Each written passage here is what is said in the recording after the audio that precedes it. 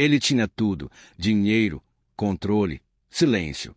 Mas naquele instante, ao ver a babá abraçando os gêmeos, algo dentro dele simplesmente quebrou. O coração acelerou, as mãos tremeram, e lágrimas que ele jurou nunca mais derramar começaram a cair. Não era ciúme, não era fraqueza. Era o passado voltando do jeito mais cruel, carregando uma verdade que ninguém ali estava preparado para enfrentar. Uma verdade capaz de destruir famílias ou mudar destinos para sempre. Mas o que exatamente ele reconheceu naquele abraço? E por que, a partir dali, nada mais seria como antes? O sol da tarde atravessava lentamente as janelas amplas da mansão, espalhando uma luz dourada pelo chão de mármore. Tudo ali parecia impecável demais, silencioso demais. Para muitos, aquele lugar representava sucesso absoluto. Para ele, era apenas mais um lembrete do vazio que aprenderá a esconder. Eduardo caminhava pelo corredor com passos firmes, o celular pressionado ao ouvido, a expressão controlada como sempre. Do outro lado da linha, números, prazos, decisões frias. Ele respondia no automático, sem realmente ouvir. Sua mente estava em outro lugar. Sempre estava. Desde que perderá a esposa, anos atrás, algo dentro dele havia se fechado de um jeito definitivo. O mundo continuará girando. Os negócios prosperaram, o dinheiro se multiplicou, mas dentro dele, o tempo havia parado naquele dia. Tudo o que restara era a responsabilidade. E os gêmeos? Lucas e Miguel brincavam no tapete da sala, sentados de frente um para o outro, concentrados em montar uma torre desajeitada de blocos coloridos. Tinham os mesmos olhos atentos, o mesmo sorriso tímido, a mesma mania de franzir a testa quando algo não dava certo. Eduardo os observou por alguns segundos, parado à porta, sentindo aquele aperto familiar no peito que nunca soube explicar direito. Ele os amava, disso não havia dúvida, mas amar também doía. Cuidado, disse em voz baixa, quase sem perceber que falava. Se colocar esse aí em cima, vai cair. Os dois olharam ao mesmo tempo, sorriram, ignoraram o aviso. A torre caiu, arrancando risadas altas e inocentes. Eduardo forçou um sorriso rápido. Aquela alegria simples o desarmava. Sempre, antes que pudesse se aproximar, passos suaves ecoaram atrás dele. Eu limpo depois, disse uma voz feminina, calma, acolhedora. Eduardo virou-se e encontrou Helena, a babá, segurando uma bandeja com copos de suco. Ela tinha um jeito sereno de se mover, como se estivesse sempre tentando não fazer barulho demais. Os cabelos presos de forma simples, o rosto jovem, mas marcado por algo difícil de definir. Uma maturidade silenciosa nos olhos. Eles fazem bagunça rápido, comentou Eduardo, mais seco do que pretendia. Crianças precisam disso, respondeu ela com um meio sorriso. Bagunça é sinal de que se sentem seguros. A palavra seguros ecoou na mente dele por um instante. Eduardo assentiu, sem saber exatamente por quê. Helena se aproximou dos meninos, abaixou-se no chão com naturalidade e começou a ajudá-los a reconstruir a torre, incentivando-os com paciência. Assim, Miguel, isso, agora você, Lucas. A forma como ela dizia os nomes sempre chamava a atenção de Eduardo. Havia cuidado ali. Um cuidado que ele próprio sentia dificuldade em demonstrar. Helena estava ali havia apenas 6 meses, mas em pouco tempo conquistara a confiança das crianças. De forma inesperada, a dele também. Não era apenas competente. Havia algo nela que transmitia calma, como se carregasse uma dor antiga transformada em gentileza. Eduardo voltou ao escritório, fechando a porta atrás de si. Sentou-se à mesa grande demais para uma pessoa só e encarou o retrato emoldurado sobre a estante. Sua esposa sorria na foto, os olhos cheios de vida. Ele desviou o olhar rapidamente. Não gostava de lembrar. Lembrar exigia sentir, e sentir ainda machucava. Mais tarde, durante o jantar, o clima era tranquilo. Helena ajudava os gêmeos a comer. Limpava os cantos da boca deles com delicadeza, ria das histórias desconexas que contavam. Eduardo observava tudo em silêncio, cortando a comida sem apetite. Papai, a Helena sabe cantar, disse Lucas de repente. Sabe? Perguntou Eduardo, erguendo o olhar. Helena Coru Levermany. É só uma cantiga simples. Nada demais. Canta pra gente depois? Insistiu Miguel. Ela hesitou por um segundo, como se aquela simples pergunta tocasse algo sensível, mas logo assentiu. Se vocês dormirem direitinho. Os dois comemoraram como se tivessem ganho um prêmio. Eduardo sentiu um nó estranho na garganta. A cena era bonita demais. E, ao mesmo tempo, despertava nele um desconforto que não sabia explicar.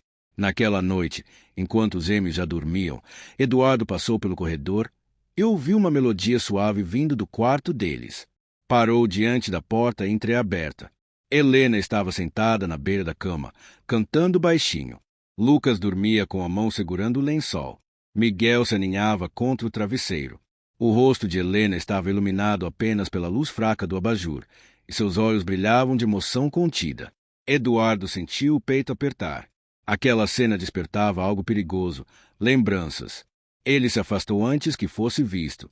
Nos dias seguintes, pequenas situações começaram a chamar sua atenção. Nada concreto, apenas detalhes. O jeito como Helena observava os gêmeos quando achava que ninguém estava olhando.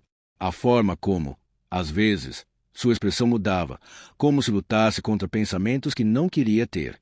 Certa manhã, Eduardo passou pela sala mais cedo do que normal e viu Helena sentada no sofá, abraçando os dois enquanto assistiam a um desenho. Não era um abraço comum. Havia proteção demais ali. Intensidade demais. Quando ela percebeu a presença dele, afastou-se rápido demais, como alguém pego em algo que não deveria estar fazendo. Bom dia, senhor, disse, levantando-se. Bom dia, respondeu ele, tentando ignorar a sensação estranha que subia pelo estômago. Ao longo do dia, aquela imagem não saiu de sua mente. À noite, enquanto se preparava para sair para uma reunião, ouviu risadas vindas do jardim. Aproximou-se da janela. Helena estava lá fora com os gêmeos, correndo atrás deles, fingindo não conseguir alcançá-los. Os meninos gritavam de alegria. De repente, um deles tropeçou. Antes mesmo que Eduardo pudesse reagir, Helena já estava ajoelhada, puxando o menino para os braços, apertando com força, como se tivesse sentido medo profundo, um medo que ia além de um simples arranhão. Eduardo sentiu o coração disparar. Aquilo não era apenas cuidado profissional. Era algo mais. Algo instintivo. Algo pessoal. Ele permaneceu imóvel, observando quando Helena puxou os dois gêmeos para um abraço apertado, quase desesperado. Por um breve segundo, seus olhos se fecharam e seu rosto revelou uma dor crua, sem máscaras. E então aconteceu. Helena abriu os olhos e encontrou o olhar de Eduardo através do vidro. O tempo pareceu parar. O abraço se desfez lentamente. Ela se levantou, visivelmente nervosa. Eduardo sentiu algo quente subir aos olhos. Não sabia por quê. Não entendia o que estava sentindo. Só sabia que aquele momento havia tocado algo profundo demais. Ele piscou, tentando recuperar o controle. Mas uma lágrima escapou. Silenciosa. Inesperada.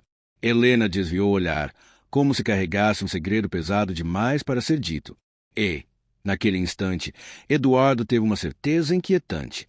Aquela mulher e aqueles meninos estavam ligados por algo que ele ainda não conseguia enxergar, mas que ameaçava mudar tudo. Ele se afastou da janela com o coração acelerado, sabendo que, a partir daquele momento, não conseguiria mais ignorar o que estava prestes a ser revelado. A noite caiu pesada sobre a mansão. Não havia vento, não havia barulho, apenas o som distante de um relógio marcando os segundos, como se cada batida empurrasse Eduardo para um limite que ele já não conseguia mais ignorar. Ele passou a noite em claro. A imagem não saía de sua mente. Helena ajoelhada no jardim, abraçando os gêmeos com um desespero que não combinava com uma simples babá. Aquele olhar não era profissional, era visceral, era humano demais. Era o mesmo olhar que ele próprio tinha visto no espelho anos atrás, no pior dia de sua vida. Ao amanhecer, Eduardo desceu as escadas devagar. O cansaço marcava seu rosto, os olhos fundos, a barba por fazer. Pela primeira vez em muito tempo, ele não vestia uma armadura. Na cozinha, Helena preparava o café da manhã. O som da cafeteira pareceu alto demais quando ele entrou. Ela se virou e congelou. Bom dia, disse ele, com a voz baixa. Bom dia, senhor Eduardo, respondeu ela, evitando encará-lo. O silêncio entre os dois era denso, quase sufocante. As crianças ainda dormem? Perguntou ele. Sim, dormiram tarde ontem. Eduardo se aproximou lentamente da mesa. Cada passo parecia um aviso de que algo inevitável estava prestes a acontecer. Helena, ele começou, mas parou. Respirou fundo. Ontem à noite, eu vi você no jardim. Ela apertou os dedos com força. O corpo ficou tenso. Eu só estava brincando com eles. Respondeu rápido demais. Não foi só isso, disse ele, com firmeza contida. Aquele abraço não foi comum. Helena fechou os olhos por um segundo. Quando os abriu, havia lágrimas contidas ali. O senhor não entenderia. Então me faça entender, ele pediu, a voz falhando pela primeira vez. O silêncio se estendeu. O relógio parecia mais alto agora. Porque se eu estiver errado, eu peço desculpas, continuou Eduardo. Mas se eu estiver certo, eu preciso saber. Helena respirou fundo. Caminhou até a janela e ficou de costas para ele. Eu tentei evitar isso todos os dias, disse, quase num sussurro. Tentei ser apenas a babá, apenas mais uma funcionária. Mas é impossível. Eduardo sentiu o coração acelerar. Impossível por quê? Ela se virou devagar. As lágrimas agora escorriam livremente. Porque eles não são apenas crianças para mim. O ar para te faltar. O que você quer dizer com isso? Perguntou ele, com a voz rouca. Helena deu um passo à frente. Eu não vim trabalhar aqui por acaso. Eduardo. O uso do nome dele. Sim, senhor. Foi como um golpe. Eu os procurei por anos, continuou ela. Procurei respostas. Procuriae cordigem. E quando finalmente cheguei até você, percebi que já era tarde demais para voltar atrás. Eduardo sent-you as pernis fracugerum. Sentou-se lentamente na tzadeira. Helena, ele murmurou. Do que você está falando? Ela passou a mão pelo rosto, tentando se recompor. Eu conheci sua esposa. O nome dela não foi dito, mas ecoou como um grito. Nós éramos amigas, Helena continuou. Muito próximas. Ela confiava em mim mais do que em qualquer pessoa. Eduardo fechou os olhos com força. As memórias vieram como uma enxurrada. Antes de morrer, ela me contou algo, disse Helena, com a voz trêmula. Algo que ela nunca teve coragem de dizer a você. Ele abriu os olhos devagar. O quê? Helena engoliu em seco. Que ela tinha medo de não estar aqui para vê-los crescer. Que sentia que o tempo estava acabando. E que, se algo acontecesse, ela queria que alguém os amasse do jeito certo. Eduardo sentiu uma lágrima escorrer. Eu prometi a ela. Helena continuou. Prometi que cuidaria dele se fosse preciso. Mas isso não explica. Ele tentou. Explica tudo. Ela interrompeu, com suavidade. Porque quando ela morreu, eu também perdi tudo. Eduardo franziu a testa. Eu estava grávida, Helena revelou. No mesmo período, o mundo pareceu girar. Eu perdi meu bebê pouco depois do acidente dela. Continuou, chorando abertamente agora. No mesmo hospital. No mesmo corredor.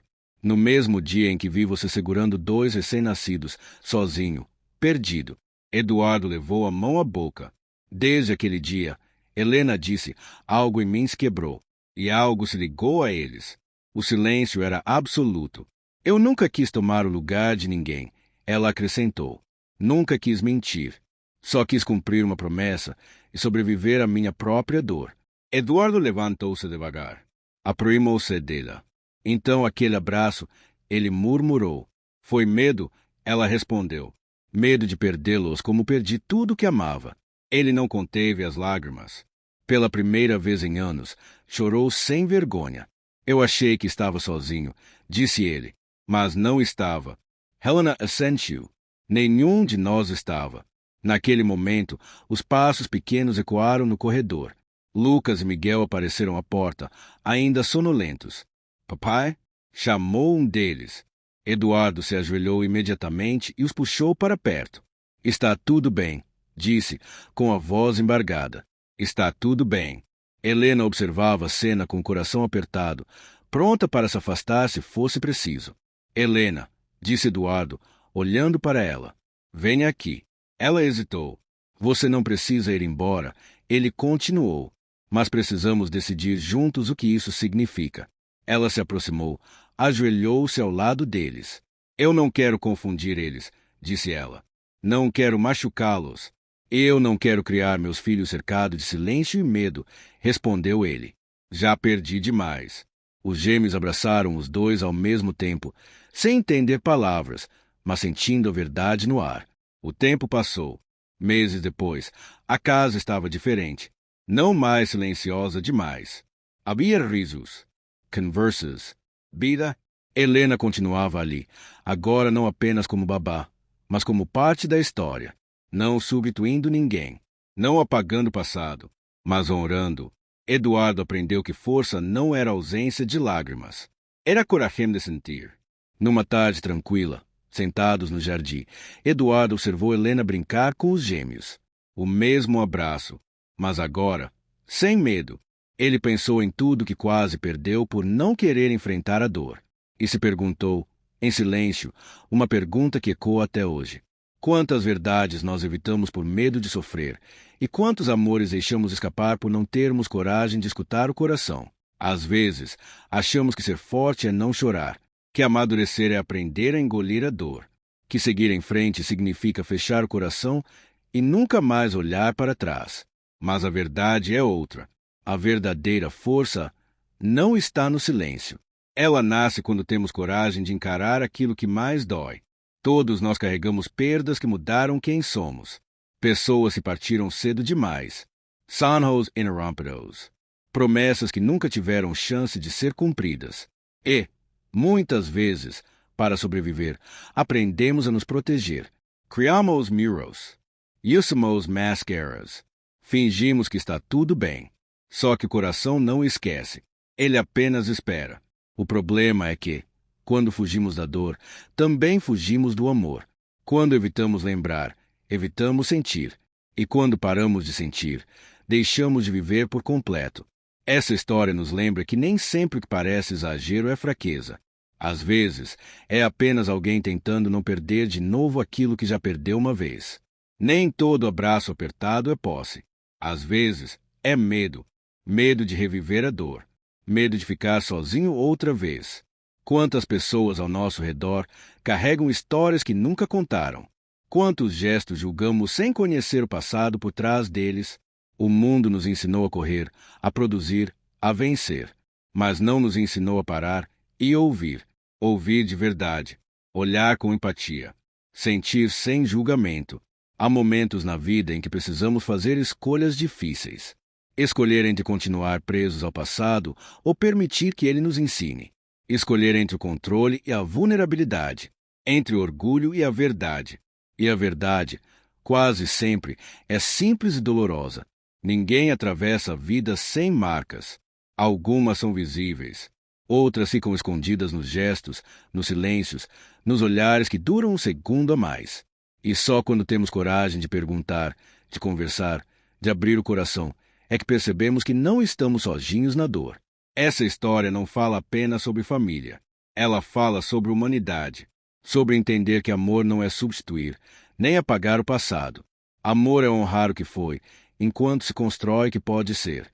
Amor é permitir que diferentes dores coexistam, sem competição, sem culpa. Às vezes, o que parece ameaça é, na verdade, cuidado. O que parece invasão é proteção. E o que parece fraqueza é apenas alguém tentando amar da única forma que sabe. A vida não nos pede perfeição. Ela nos pede presença. Presença para ouvir. Presença para sentir. Presença para perdoar, inclusive a nós mesmos. Porque, no fim, todos estamos tentando a mesma coisa. Não perder quem amamos. Não ficar sozinhos. Não deixar que a dor seja maior que o amor. E talvez a pergunta mais importante não seja quem está certo, mas sim, quantas verdades deixamos de ouvir por medo de sofrer? E quantos amores poderíamos salvar se tivéssemos coragem de sentir?